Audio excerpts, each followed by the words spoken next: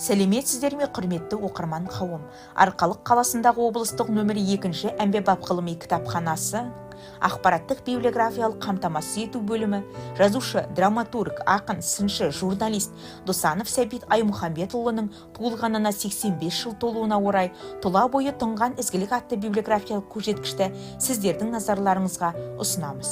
Қазақстан Республикасының еңбек сіңірген қайраткері, көрнекті жазушы Досанов Сәбит Аймұхамбетұлы 1940 жылы 12 қаңтарда Қостанай облысы Амангелді ауданындағы Байғабыл ауылында дүниеге келген.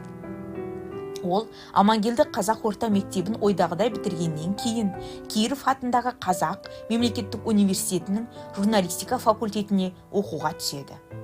Мектепте жүргеннің өзінде өлеңдер, қысқа мақалалар жазып көзге көрінген ол университетте оқыған кездері республикалық басылымдарға очерк, публицистикалық мақалалар жаза бастады.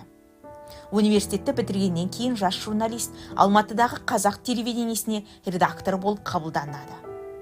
1985-1989 жылдары КСРО әдебиет қоры Қазақ бөлімшесінің директоры, 1991-1995 жылы Республикалық халық шығармашылығы және мәдени қызмет көрсету орталығының бас директоры, 1996-1997 жылдары мемлекеттік қайнар баспасының бас редакторы болып істеді.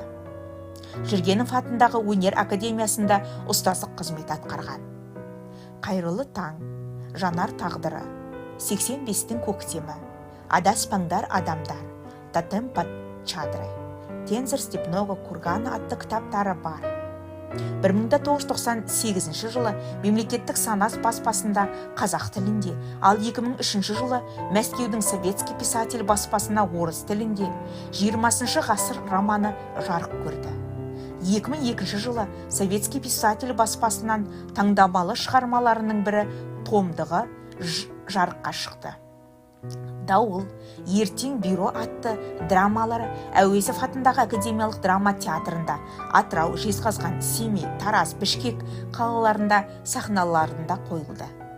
Қазақстан Республикасының мемлекеттік сыйлықтың иегері, жазушы Шолақов атындағы халықаралық сыйлықтың лауреаты, Ресей педагогика және әлеуметтік ғалымдар академиясының академигі болған. Жазушының шығармаларындағы еркін ақыл ой мен қажырлы еңбекті тоғыстырған көркемдік кестесі келісті өзгеше әлем. Себебі қалам тартқан қай тақырыбында да сана сүзгісінен өткізіп, өрлі ой айтудың құралына айналдыратын қаламгердің арман аңсары да асқарлы.